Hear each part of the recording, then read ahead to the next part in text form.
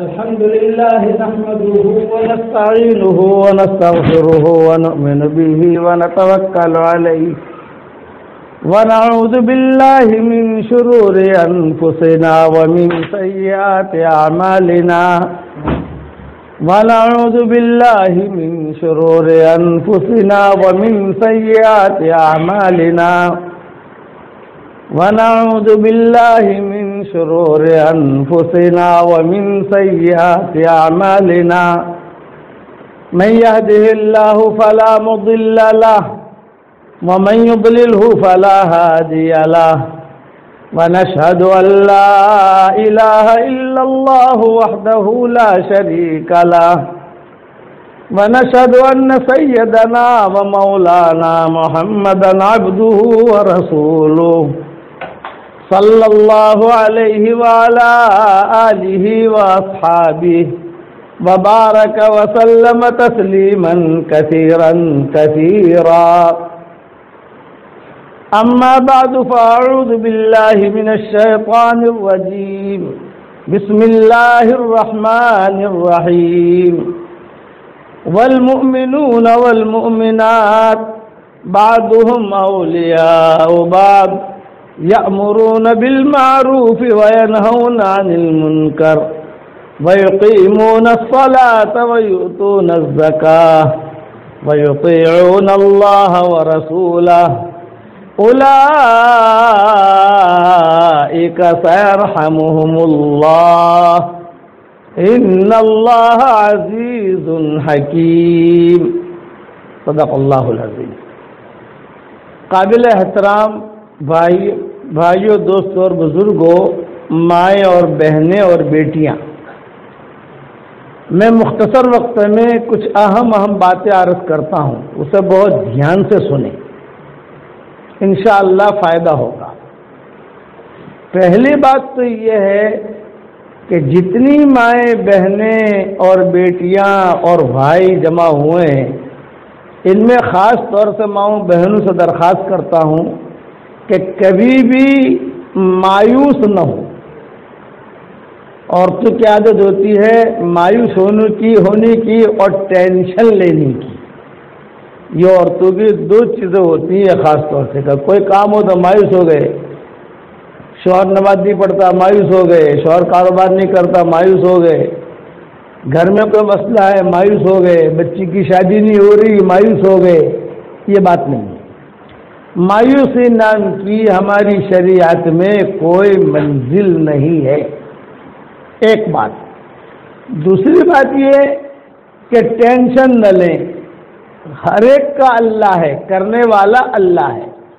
جب بھی کوئی بھی حال آپ کے گھر میں آئے تو میں آپ کو بہترین روحانی علاج بتاتا ہوں، اور اسے آپ کرتی رہو گی تو اللہ کی ذات سے امید ہے کہ کبھی آپ پر نامناسب حالات آئیں گے نہیں. لیکن جیسا میں کہوں ویسا کرنا ہے. پہلے سے ذہن میں رکھو کہ کرنے والے اللہ ہیں. دنیا کے پہلے ہوئے نقشوں سے کچھ نہیں ہوتا. اللہ بہت بڑی قدرت والے ہیں. یہ یقین ہمارے دل میں ہونا چاہیے. ہم مسلمان ہیں. پیسے کا یقین ہے، مال کا یقین ہے، سونے کا یقین ہے، اسی طریقے سے میں فیکٹری کا یقین ہے. یہ دنیا کے لوگ آج کل مال جمع کرنے میں لگے ہوئے ہیں، یہ دھوکے میں. دنیا کے لوگ اپنے فلیٹوں کے بنانے میں لگے ہوئے ہیں، یہ دھوکے میں ہے. اصل چیز تو یہ ہے کہ ہمارا اللہ ہم سے راضی ہو جائے. اس کے لیے جو بھی نامناسب حال آپ کے گھر میں آئے، خدا نخواستہ بیماری آئی، میاں بیوی میں لڑائی ہے، ماں باپ میں لڑائی ہے، پراپرٹی بک نہیں رہی ہے، روزی میں تنگی ہے، یہ اتار چڑھاؤ ہوتا ہے، تو کیا کرنا؟ سب سے پہلے یہ کرنا کہ 2 رکعت صلاۃ الحاجت پڑھنا. وضو کر کے 2 رکعت صلاۃ الحاجت پڑھو. اور جب بھی وضو کرو، جیسے بیٹی کی شادی کرنی ہے تو وضو کرتے کرتے یہ دعائیں پڑھو کہ اللہ میری بیٹی کا رشتہ بھی کرا دے. اے اللہ، اب یعنی آپ وضو بھی کر رہے، دعا بھی مانگ رہے، اپنی دعا بھی مانگو، کوئی حرج کی بات نہیں. کہ دعا کے لیے ہاتھ اٹھانا ضروری نہیں ہے. دعا تو اللہ تعالیٰ دل سے جو مانگی جاتی ہے اللہ اس کی قبول کرتا ہے.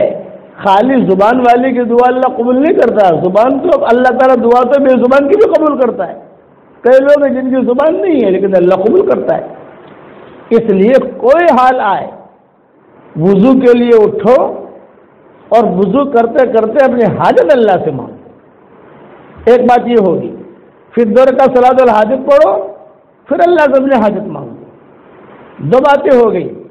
تیسری بات, کم سے کم جو صدقہ کر دو. 2 روپیہ کر دو, 20 روپیہ کر دو, 200 روپیہ کر دو, جیسے صلاحیت ہے آپ کے پاس فوراً صدقہ کیا. چوتھی بات, جو اس کی ظاہری ترتیب ہے, بچہ بیمار ہے تو ڈاکٹر, رشتہ کرنا ہے تو کسی اچھے بھلے آدمی کو بتانا کبھی میری بچی ہے اس کا رشتہ کرنا ہے, ذرا کوئی یہ ظاہری یہ ترتیب ہے. بعد میں پہلے وضو کرو, وضو کرتے کرتے اپنی حاجت مانگو. دیکھو آپ مجھے یاد کرو گے کہ کسی فقیر نے کوئی نسخہ دیا تھا. وضو کرتے کرتے اپنی حاجتیں مانگنے والا اور وضو کرتے کرتے اپنی حاجتیں اللہ سے پوری کرانی ہو تو وضو بھی کر رہے. اور حدیث کی جو دعا آتی ہے اللہم اغفر لی ذنبی ووسع لی فی داری وبارک لی فی رزقی, یہ تو حدیث کی دعا ہے کہ اللہ مجھے معاف کر دے, میرے گھر کو وسیع کر دے, میری روزی میں برکت دے دے. یہ تو حدیث کی دعا ہے.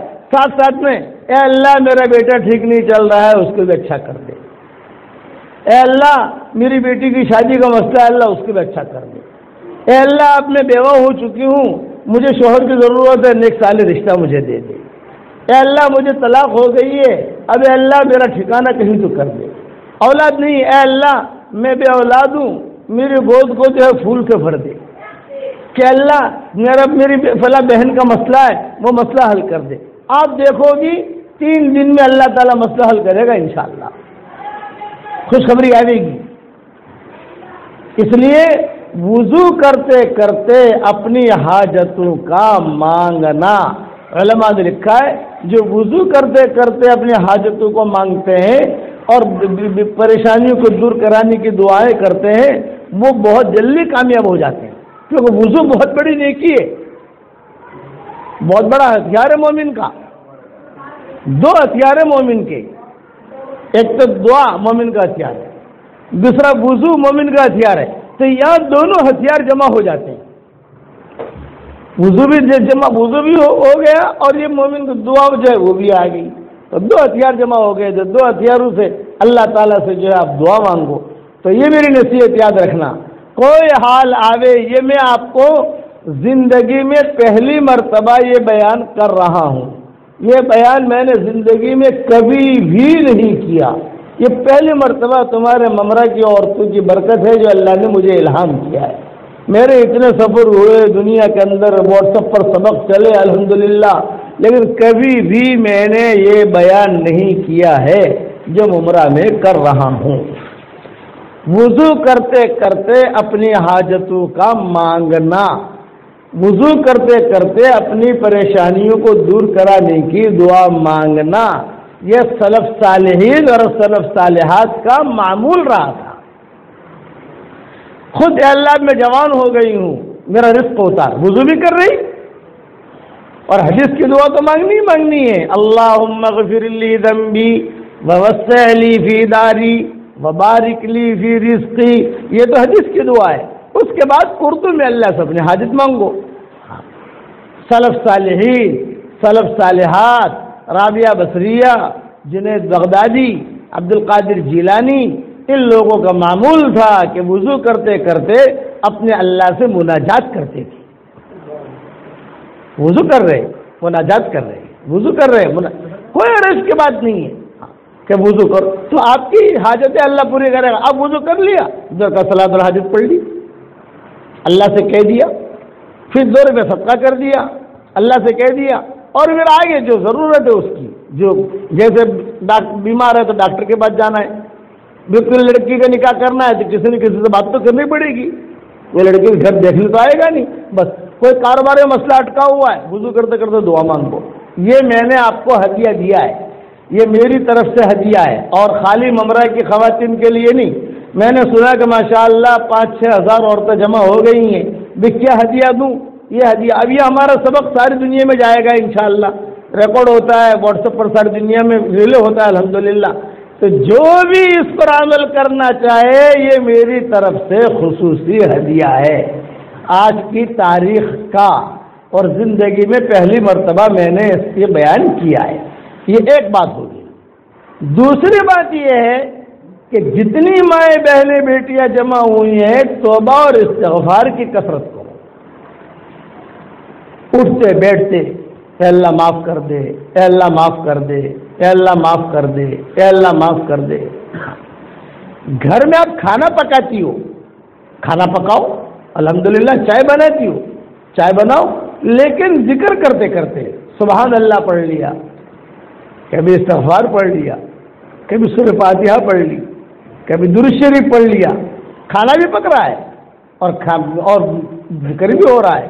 تو علماء نے لکھا ہے کھانا پکاتے پکاتے یا چائے بناتے بناتے یا پانی بھرتے بھرتے جو بھی ذکر کیا جاتا ہے، وہ ذکر کا نور اس کے کھانے میں جاتا ہے، وہ ذکر کا نور پانی میں جاتا ہے، وہ ذکر کا نور چائے میں جاتا ہے۔ تو سلف صالحین، سلف صالحات کا معمول تھا کہ کھانا پکاتے پکاتے 2 پارہ پڑھ لیتی تھی۔ حلوے کی دکان پر بیٹھے 5 پارے پڑھ لیے، خود یعنی حلوائی تھے، بڑے بڑے محدث گزرے، ان کی تجارت تھی حلوے کی، بڑے بڑے محدث گزرے، ان کی تجارت تھی عطر کی، وہ عطر کی تجارت بھی کرتے تھے اور جو شیشے بھی بھرتے تھے اور قرآن بھی پڑھتے جاتے تھے۔ کتابوں میں یہ بھی لکھا ہے کہ وہ کھانا اگر غیر مسلم بھی کھائے گا تو بھی اللہ اسے ہدایت دے دے گا، وہ کھانا اگر یہودی بھی کھائے گا تو اللہ اسے ہدایت دے دے گا۔ یہ بہت بڑا وظیفہ ہے۔ میں قسم کھا کے کہتا ہوں کہ یہ جو بیان کر رہا ہوں، جو میں نے وضو کرتے کرتے دعا مانگنے کا کہا ہے، میں نے کتنے بیانات دنیا میں کیے، یہ خالی ممرہ کی برکت ہے، میں نے کبھی نہیں کیا۔ بس میں نے کہا کیا کہوں، میں نے کہا بھی ایک نیا نسخہ دو ان کو۔ وضو کرتے کرتے اللہ سے اپنی حاجتیں مانگو، پھر دیکھو اللہ کیسے راستے کھولتا ہے تمہارا۔ شوہر نماز نہیں پڑھتا، وضو کر رہی ہو، کوئی اللہ میرے شوہر کو نمازی بنا دے۔ بیوی نماز نہیں پڑھتی، وضو کر، دادا گیری نہیں، ہیرا پھیری نہیں، لڑنا بڑھنا نہیں، ہماری شریعت میں لڑنا نہیں ہے، ہماری شریعت جو ہے بہت آسان ہے۔ اس لیے وضو کرتے کرتے دعائیں مانگنے کا اہتمام کرو اور اللہ استغفار کی خوب کثرت کرو۔ فَقُلْتُ اسْتَغْفِرُوا رَبَّكُمْ إِنَّهُ كَانَ غَفَّارًا يُرْسِلِ السَّمَاءَ عَلَيْكُمْ مِدْرَارًا وَيُمْدِدْكُمْ بِأَمْوَالٍ وَبَنِينَ وَيَجْعَلْ لَكُمْ جَنَّاتٍ وَيَجْعَلْ لَكُمْ أَنْهَارًا مَا لَكُمْ لَا تَرْجُونَ لِلَّهِ وَقَارًا وَقَدْ خَلَقَكُمْ أَطْوَارًا۔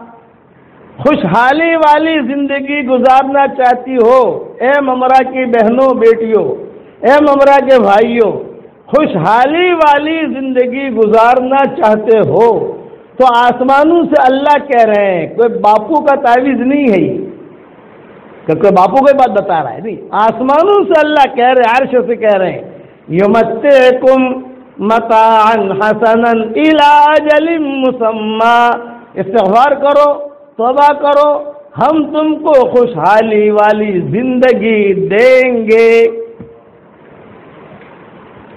عذاب سے بچنا چاہتی ہو اے ممرہ والوں اور بھائیوں، مردوں، بہنوں، بیٹیاں، عذاب سے استغفار کرو۔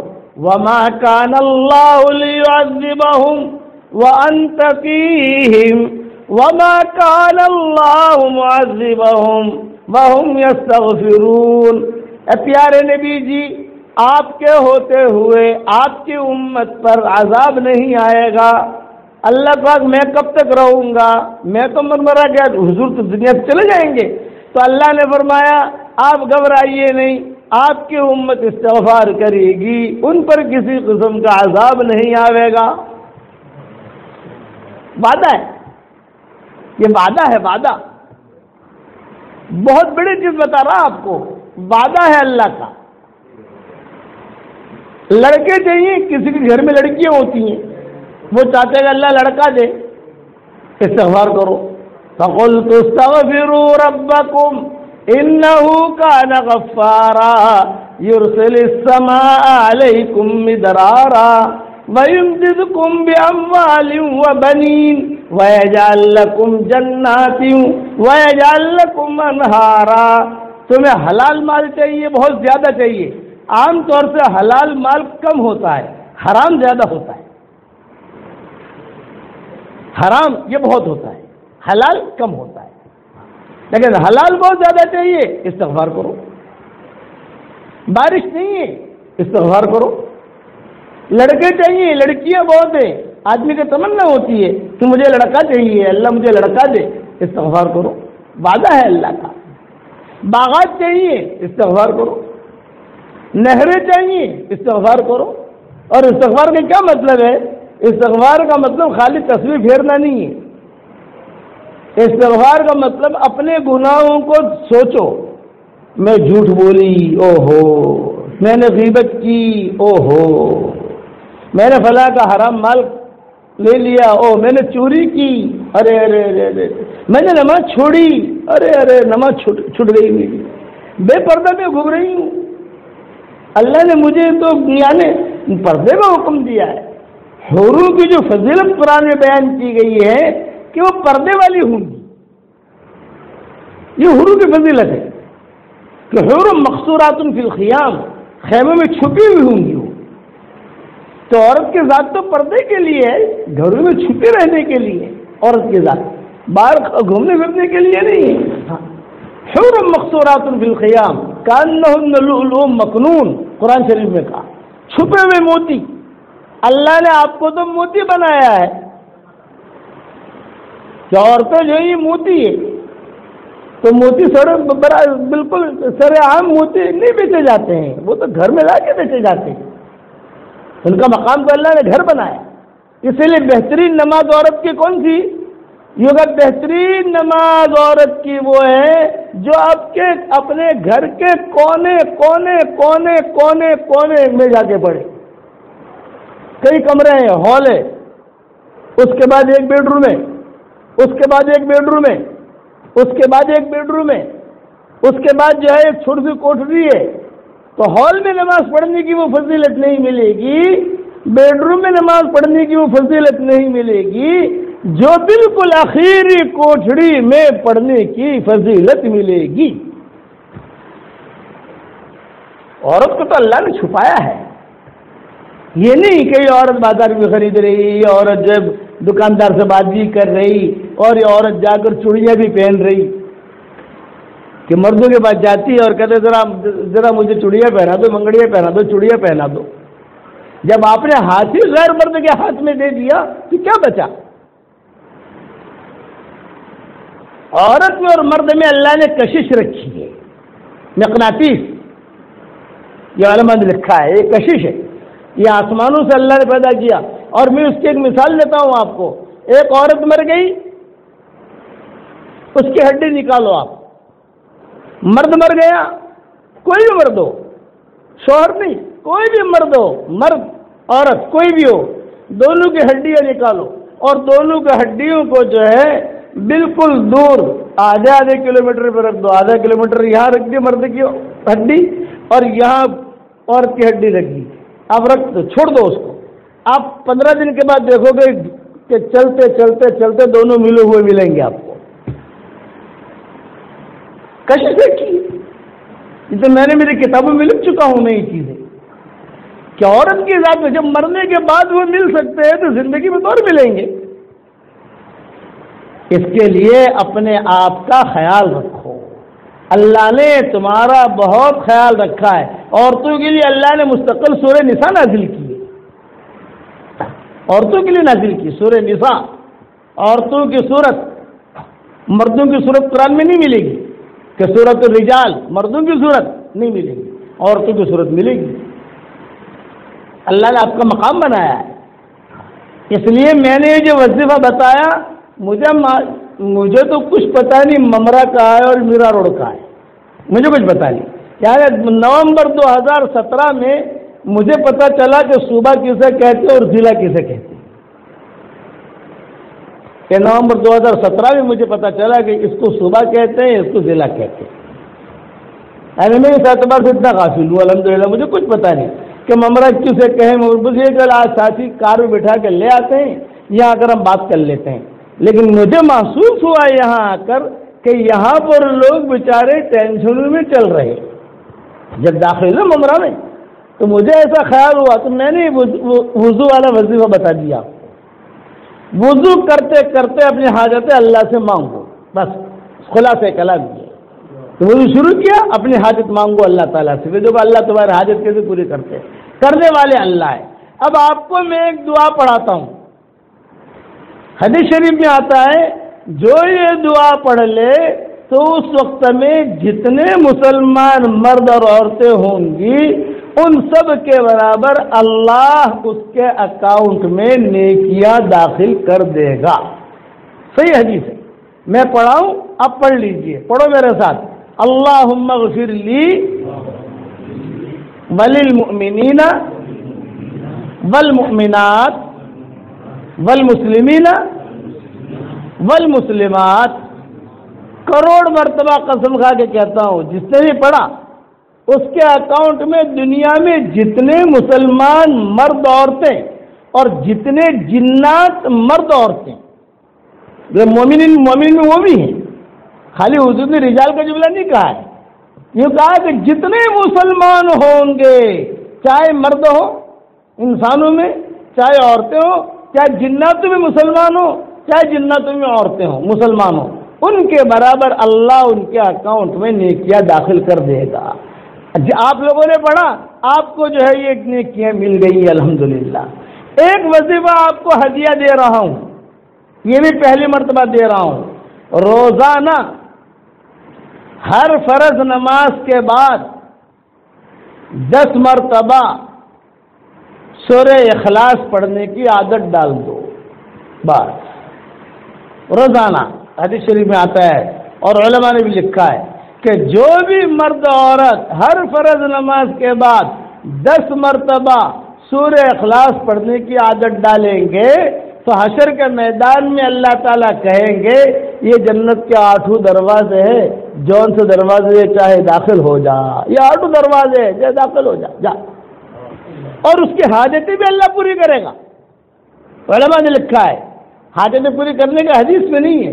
حدیث میں تو یہ ہے کہ جنتوں کے دروازے اللہ تعالیٰ کھولیں گے اس کے لیے. کہا جائے گا تو سب سے بڑی حاجت حشر کے میدان کی جب اللہ پوری کریں گے اور جنت میں داخل کریں گے تو کیا اللہ دنیا کی حاجت پوری نہیں کریں گے؟ تو یہ 2 مین وظیفے دیے میں نے آپ کو. وضو کرتے کرتے اپنی حاجتیں مانگو, نمبر 1. نمبر 2 کہ ہر فرض نماز کے بعد 10 مرتبہ سورہ اخلاص پڑھنے کی عادت ڈال دو. آخرت کی حاجت بھی پوری ہوگی, دنیا کی حاجت بھی پوری ہوگی. ایام چل رہے ہیں, نہیں پڑھ سکتے, کوئی حرج کی بات نہیں, بھائی لوگ پڑھ لیں. تیسری ایک بات بتا رہا ہوں, ہم گنہگار ہیں, چپ ہو جاتی ہے, کئی بدنظری ہو گئی, کبھی غیبت ہو گئی, کبھی جھوٹ بول لیے, کبھی ہیرا پھیری ہو گئی. اب انسان ہے, چوک ہو گئی تو اللہ تعالیٰ جو ہے بہت جلدی راضی ہو جاتے ہیں. تو ایک حدیث آپ کو, ایک حدیث جو ہے ایک دعا پڑھوا رہا ہوں آپ کو, وہ دعا پڑھ لیجئے. تو حدیث شریف میں آتا ہے وہ دعا پڑھتے ہی چھوٹے سارے گناہ اللہ معاف کر دیں گے. میں چاہتا ہوں کہ جب ہم آئے, آپ یہاں آئی ہو تو کم سے کم ہمارے گناہ تو دھل جاوے, کم سے کم ہمارے گناہ تو معاف ہو جاوے. میں پڑھا رہا ہوں, پڑھیے. اللہم مغفرتک اوسع من ذنوبی ورحمتک ارجع عندی من عملی اللہم مغفرتک اوسع من ذنوبی ورحمتک ارجع عندی من عملی اللہم مغفرتک اوسع من ذنوبی ورحمتک ارجع عندی من عملی. دیکھو میرے گناہ بھی معاف ہو گئے، آپ کے گناہ بھی معاف ہو گئے. یہ یقینی بات ہے، اس میں کوئی شک کی بات ہے ہی نہیں، کیونکہ حضور صلی اللہ علیہ وسلم نے فرمایا ہے. دنیا والوں کی باتیں غلط ہو سکتی ہے، نبی کی بات کبھی غلط نہیں ہو سکتی. اور ایک وظیفہ آپ کو بتاتا ہوں جو حدیث میں نہیں ہے لیکن علماء نے لکھا ہے اور بہت زبردست ہے. عبد الرحمن ابن عوف کا معمول تھا، اسی لیے عبد الرحمن ابن عوف جو ہے ابجوپتی تھے، کروڑپتی نہیں، ابجوپتی.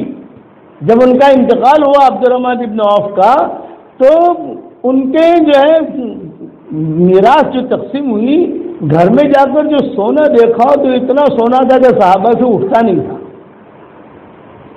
کہ کدالی سے سب سے جو توڑ کر، جیسے لکڑی کو توڑتے ہیں جیسے توڑ کر سونا جو ہے وہ نکالا گیا اور نکال کر پھر جو ہے تقسیم کیا گیا. ان کا معمول تھا یہ وہ خود وہ کہتے بھی تھے صحابہ کو کہ مجھے اللہ دیتا ہے، میں جو ہے اپنا مٹی پہ ہاتھ ڈالتا ہوں، اللہ سونا بنا دیتا ہے. ان کا معمول تھا، وہ میں آپ کو ہدیہ دے رہا ہوں، وہ اس پر عمل شروع کر دو. آپ کے گھر میں 4 کونے ہیں، کئی کمرے ہیں آپ کے، سب کمروں میں پڑھنا کوئی ضروری نہیں ہے.